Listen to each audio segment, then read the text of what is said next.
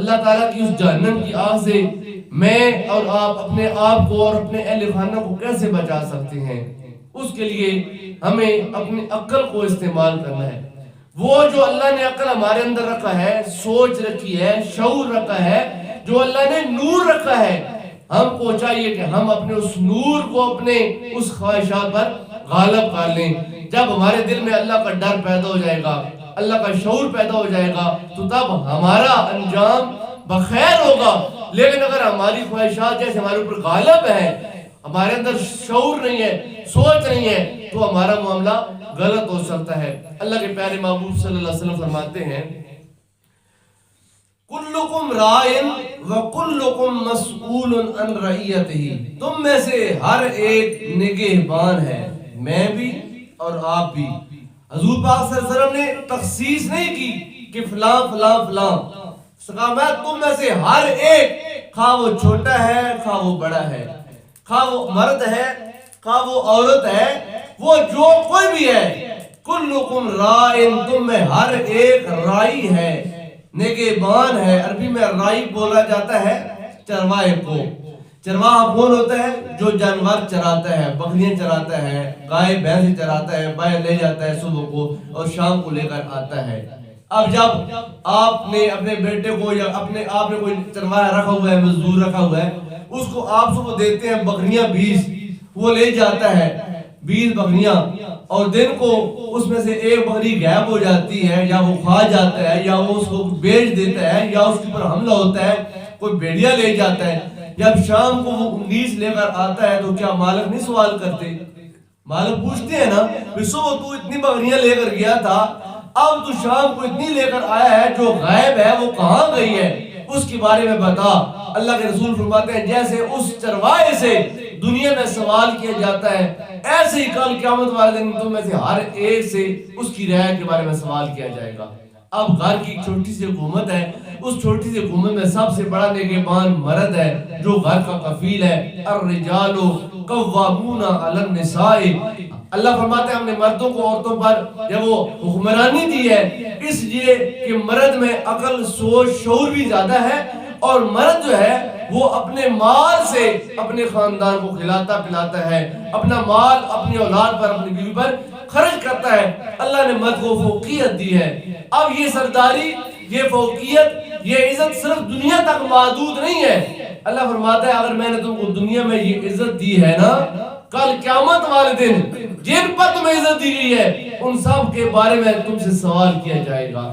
تمہاری بیوی کے بارے میں تم سے پہلے سوال کیا جائے گا، تمہاری بچیوں کے بارے میں تم سے پہلے، تمہاری بیوی کا اعمال نامہ بعد میں کھولا جائے گا، تمہاری بچیوں کے، تمہارے بچوں کے اعمال نامے بعد میں کھولے جائیں گے۔ سب سے پہلے تیرا اعمال نامہ کھول کر پوچھا جائے گا، ثم لتسألن یومئذ عن النعیم۔ اللہ کا قرآن کہتا ہے تم سے ہر نعمت کے بارے میں سوال کیا جائے گا۔ مال بھی اللہ کی نعمت ہے، اولاد بھی اللہ کی نعمت ہے، گھر بھی اللہ کا نعمت ہے، جائیداد بھی اللہ کی نعمت ہے، زمینیں بھی اللہ کی نعمت ہے، بینک بیلنس بھی اللہ کا نعمت ہے۔ یہ ساری چیزیں جن پر میں اور آج ہم سب لوگ ناز کرتے ہیں اور اکٹھا کرنے میں مصروف ہیں، ہم کو اس بات کا بھی خیال رکھنا ہے آج میں اتنا سا ہی مال لوں، آج میں اتنی سی پراپرٹی بناؤں کہ کل اللہ کے بارگاہ میں اس کا میں آسانی سے جواب بھی دے پاؤں۔ فرمایا ثم لتسألن یومئذ عن النعیم، کل قیامت والے تم سے اس کے بارے میں سوال کیا جائے گا۔ تو سب سے پہلے گھر کے حکمران مرد سے اس کی بیوی کے بارے میں سوال ہونا ہے کہ تو نے اپنی بیوی کے ساتھ زندگی کیسے گزاری ہے؟ کیا تیری بیوی صرف تیرے بچے پیدا کرنے کے لیے تھی، یا تجھے 3 ٹائم روٹی دینے کے لیے تھی، یا تیرے کپڑے دھونے کے لیے تھی، تیرے کپڑے استری کرنے کے لیے، تیرا جوتا پالش کرنے کے لیے تھی، یا اس کے کچھ اور بھی یا وہ فرائض تھے جن کی طرف تو نے ان کی طرف رہنمائی کرنی تھی؟ جیسے تو مسلمان ہے ایسے تیری بیوی بھی مسلمان ہے، جیسے تم پر اللہ کی عبادت لازم ہے ایسے تیری بیوی پر بھی اللہ کی عبادت لازم ہے۔ اب تو حاکم تھا، وہ تیری محکوم تھی، جیسے تو نے اس کو یہ حکم دیا کہ روٹی پکاؤ، ایسے تو نے کیا اس کو حکم دیا یا نہیں دیا کہ تو نماز پڑھ؟ اگر تو نے اس کو اللہ کے احکامات پر چلانے کے لیے حکم دیا کل قیامت والے دن اللہ کی بارگاہ میں تجھے سرخروئی ہوگی. لیکن تو کہتا ہے کہ نماز پڑھنا نہ پڑھنا تیرا معاملہ ہے، مجھے وقت پر روٹی ملنی چاہیے، میرے کپڑے دھلے ہوئے ہونے چاہیے، میرا سامان تیار ہونے چاہیے. تو دنیا کے ان مادی منافع کے لیے عورت کو استعمال کرتا رہا، اپنی اولاد کو تو دنیا کے جدید سے جدید علوم پڑھاتا رہا، اس لیے کہ اگر آج میرا بیٹا دنیا کے علوم پڑھ لے گا یا کوئی دنیا کا ہنر سیکھ لے گا، کل اس کی جو اگلے دن آسان ہو جائیں گے، اس کا مستقبل محفوظ ہو جائے گا. جب تو نے دنیا میں اپنی اولاد کو مادی علوم کی طرف، اصلی علوم کی طرف اور اس کے ان علوم کی طرف اور مہارتوں کی طرف توجہ دی جو اس کے فیوچر کو، مستقبل کو آسان بنا رہے تھے، کیا تو نے اپنی اولاد کی آخرت کو بہتر بنانے کے لیے ان کو دین کا علم دیا یا نہیں دیا؟ اس کے بارے میں تم سے سوال کیا جائے گا. جب مرد سے اعمال نامے کے مطابق سوال ہو جائیں گے، تب اس کے بعد گھر میں دوسرا درجہ آتا ہے بیوی کا. بیوی سے اس کے خاوند کے حقوق کے بارے میں سوال کیا جائے گا. حضور احمد عالم صلی اللہ علیہ وسلم فرماتے ہیں بہترین عورت وہ ہے جس کو خاوند دیکھے تو خاوند کا دل خوش ہو جائے. یعنی وہ اپنی ادا سے، اپنی تابعداری سے، اپنی اطاعت سے اور مرد کی امانت میں دیانت کی وجہ سے اور اس کی امانت کی حفاظت کی وجہ سے مرد کے دل کو بھاتی ہو. حضور پاک فرماتے ہیں عورت کے جو فرائض ہیں اس میں لازم ہے کہ مرد غائب ہو تو مرد کے گھر کی حفاظت کرے، مرد نہ ہو تو اس کے مال کی حفاظت کرے، اس کی اولاد کی حفاظت کرے، اس کو ادب سکھائے، اور پھر فرمایا مرد کے بستر کو کسی غیر سے آلودہ نہ کرے. یہ عورت کی ذمہ داریوں کے اندر آتا ہے. اور سرکار فرماتے ہیں کہ بہترین اور وہ خاتون عورتوں نے سرکار کی بارگاہ میں کہا یا رسول اللہ مرد تو ہم پر بازی لے گئے ہیں کہ وہ عبادت کرتے ہیں، آپ کے ساتھ نمازیں پڑھتے ہیں، وہ جہاد کرتے ہیں، وہ نماز تراویح پڑھتے ہیں، وہ دن کو رات کو قیام کرتے ہیں. یا رسول اللہ عبادات میں مرد ہم پر بازی لے گئے. حضور پاک صلی اللہ علیہ وسلم نے فرمایا جو عورت اپنے گھر ٹکی رہے، یعنی گھر سے بلا ضرورت باہر نہ نکلے، اپنے گھر میں رہے، پردہ کرے اور 5 وقت کی نماز پڑھتی رہے، فرمایا وہ عورت جس کو، وہ مرد جس کو جب وہ سارا دن اللہ کے راستے میں جہاد کرنے اور ساری رات قیام کرنے کا ثواب ہوتا ہے. ایک مرد ہے صبح گھوڑے پہ سوار ہوا، شام تک اللہ کے راستے میں اللہ کا جھنڈا بلند کرنے کے لیے وہ جہاد کرتا رہا، اور پھر ساری رات مصلی پر کھڑا ہو کر اللہ کو منانے کے لیے نماز پڑھتا رہا. فرمایا جتنا اجر اس مرد کو ملتا ہے اس سے کئی گنا بڑھا کر اجر اللہ اس عورت کو دیتا ہے جو عورت اپنے خاوند کی تابعدار ہوا کرتی ہے، جو اپنے گھر میں رہ کر 5 وقت کی نماز پڑھے اور اپنے مرد کی یہ وہ عزت کی حفاظت کرے، مرد کے مال کی حفاظت کرے، مرد کے گھر کی حفاظت کرے. فرمایا وہ عورت جو گھر پر رہ کر مرد کے بستر کی حفاظت کرتی ہے اپنے آپ کو معمولی نہ سمجھے، اللہ کی بارگاہ میں ایسے بے شمار مردوں سے افضل ہے جو اللہ کے قرب سے محروم ہوا کرتے ہیں. فرمایا یا ایھا الذین آمنوا، اے ایماندار لوگو، قوا انفسکم واہلیکم نارا، اپنے آپ کو اور اپنے اہل خانہ کو جہنم کی آگ سے بچاؤ.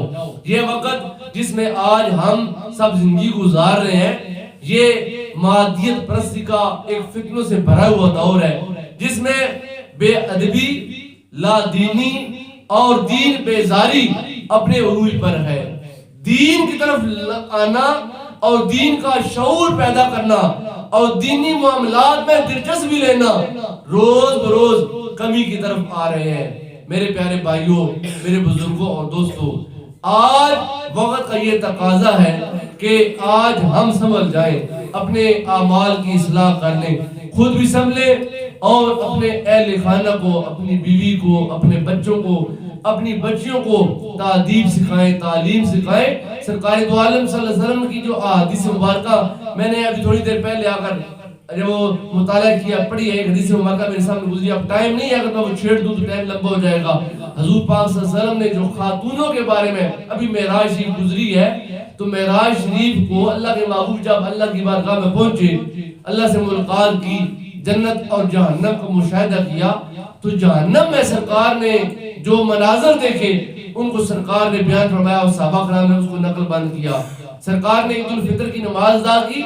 عید الفطر کی نماز ادا کرنے کے بعد حضور رحمت عالم صلی اللہ علیہ وسلم نے پہلے مردوں کو خطاب کیا جو مرد نمازی حضرات تھے. اس ٹائم خواتین بھی مسجد میں آیا کرتی تھیں ایک پردے میں.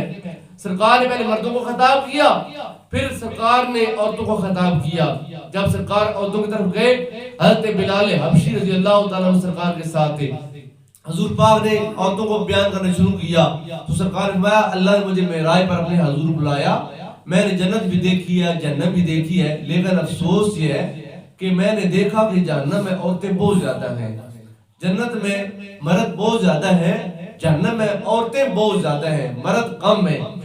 جب سرکار نے یہ بات کی تو راوی کہتا ہے کہ ایک عورت ایسی اٹھی جو اس ٹائم ان کے عورتوں میں مشہور ہوتا ہے کہ وہ عورت بڑی ان کے بولنے والی ہے, جس کی زبان بڑی چلتی ہے, باتونی عورت ہے. ایک ایسی عورت اٹھی اور اس نے کہا یا رسول اللہ ہم عورتوں کا کیا قصور ہے, اگر ہم جہنم میں زیادہ ہیں تو ہمارا کیا قصور ہے, مرد زیادہ کیوں نہیں ہے. تو حضور پاک صلی اللہ علیہ وسلم نے دو باتیں کی. سرکار نے فرمایا کہ دو چیزیں ہیں جن کی وجہ سے عورتیں جہنم میں زیادہ ہیں اور جنت میں کم ہیں. کیا فرمایا تم میں دو عیب پائے جاتے ہیں اور دو کمزوریاں پائی جاتی ہیں. دو عیب کون سے, وقت تھوڑا ہے میں اس کی وضاحت میں نہیں جاتا سر بیان کرتا ہوں. سرکار نے فرمایا دو عیب پائے جاتے ہیں. ایک تو عیب یہ کہ تم لان تان بہت زیادہ کرتی ہو, لان تان چھوٹی سی بات ہوتی ہے تو تم لعنت شروع کر دیتی ہو. حتیٰ کہ سرکار فرمایا دودھ پیتا بچہ اگر تم کو تنگ کرنا شروع کر دے, چھوٹا سا بچہ معصوم بچہ رو رہا ہے, اس کے پیٹ میں درد ہے ہم کو نہیں معلوم, وہ تو نہیں بتا سکتا. آپ بھی بچوں والے آپ کے گھر میں بچے ہوں گے, بعض لوگ اتنے پریشان جاتے ہیں کہ پتہ نہیں ساری رات بچہ روتا رہا ہے, وجہ کیا ہے, اس کے پیٹ میں درد ہے اور ماں اس کو دودھ پلا رہی ہے, اس کو شاید بھوک لگی ہوئی ہے, اس کو کوئی اور پرابلم ہوتی ہے, بچہ روتا ہے. اور جب بچہ آدھا گھنٹہ 2 گھنٹے کنٹینیو روتا ہے نا, پہلے تو ماں برداشت کرتی رہتی ہے لیکن ایک وقت آتا ہے کہ ماں بھی تنگ آ جاتی ہے. عورت ہونے کی حیثیت سے پھر ماں کے منہ سے کیا نکلتا ہے پھر تو جم کا میں مجھ سے پا چڑھے گی, ٹھیک ہے نا, بہتر تو نہ جمیا. سرکار میں کہ چھوٹا بچہ جو دودھ پینے والا بچہ ہے فرمایا تم عورتیں اس کو بھی لان تان کرنے سے باز نہیں آتی ہو. ایک سرکار میں ایک تو یہ کہ تمہارے اندر عیب پایا جاتا ہے کہ تم لان تان بہت کرتی ہو. دوسرا سرکار نے فرمایا کہ تم عورتیں اپنے خاوند کی بہت زیادہ نافرمانی کرنے والی ہوتی ہو, اپنے خاوند کی تم تابعداری اور اطاعت شاری نہیں کرتی ہو. اگر خاوند تمہارے لیے ماں چھوڑ دے, باپ چھوڑ دے, بھائی چھوڑ دے, بہنیں چھوڑ دے, اپنا خاندان چھوڑ دے اور وہ تم کو سیپریٹ کر کے الگ لے جائے, ساری زندگی تمہاری خدمت کرتا رہے, ہر تمہاری خواہش کو پورا کرتا رہے, اگر انسانی حیثیت سے کوئی ایک ایسا کام اس مرض سے ہو جائے جو تمہارے مزاج یا تمہاری مرضی یا تمہاری خواہش کے مخالف ہے, تم فوراً کہہ دیتی ہو میں جب سے اس گھر میں آئی ہوں میں نے سکھ نہیں دیکھا ہے.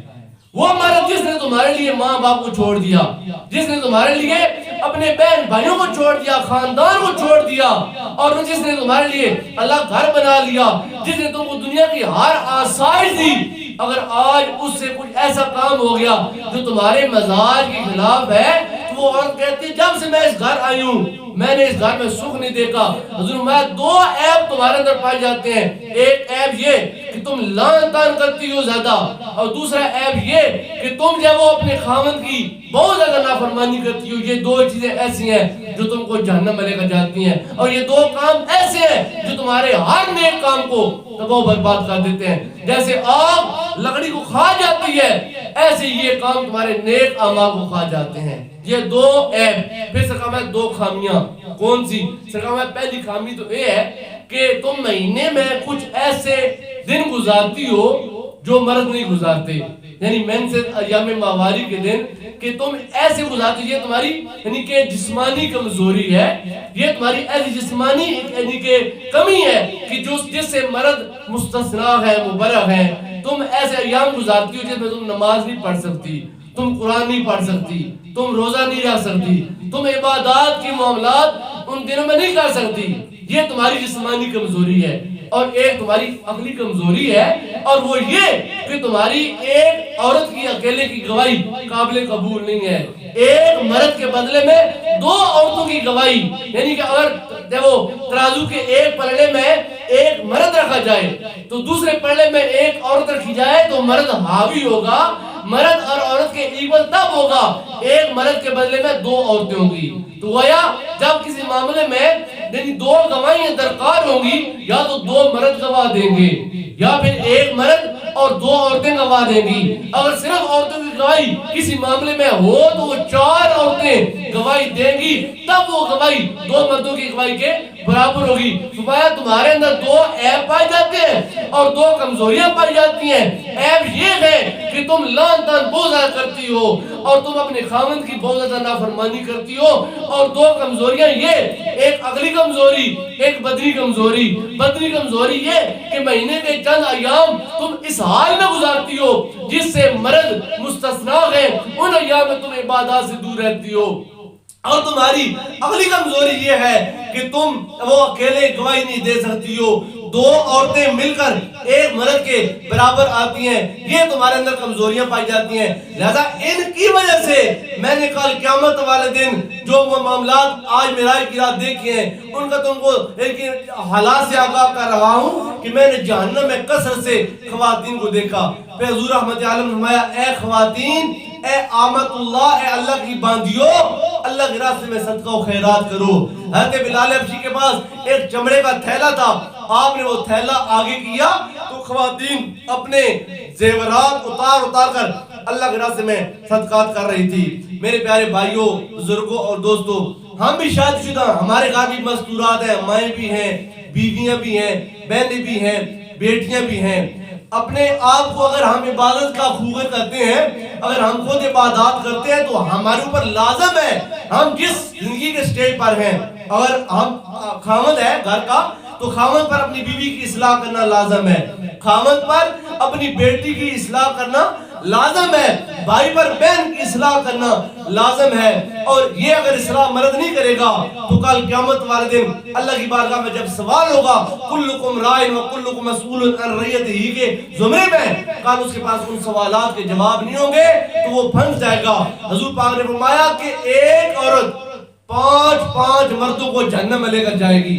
امام بخاری رحمہ نے اس حدیث پاک کو حدیث حسن اور صحیح لکھا ہے۔ فرمایا ایک عورت پانچ مردوں کو جہنم لے کر جائے گی، اپنے باپ کو، اپنے خاوند کو، اپنے بھائی کو، اپنے بیٹے کو۔ فرمایا یہ وہ ہوں گے جنہوں نے اس عورت کو برائی سے روکا نہیں ہوگا، بھلائی کی تلقین نہیں کی ہوگی۔ امت مصطفیٰ کا جو وصیہ قرآن نے بیان کیا ہے وہ یہی ہے، کنتم خیر امت اخرجت للناس تأمرون بالمعروف وتنہون عن المنکر، کہ تم اچھائی کا حکم دیتے رہو گے اور برائی سے منع کرتے رہو گے۔ اگر تم اچھائی کا حکم نہیں دو گے، برائی سے منع نہیں کرو گے، اللہ پاک تم پر عذاب مسلط کرے گا اور ایسے قوم لے آئے گا جو قوم اچھائی کا حکم دے گی اور برائی سے منع کرے گی۔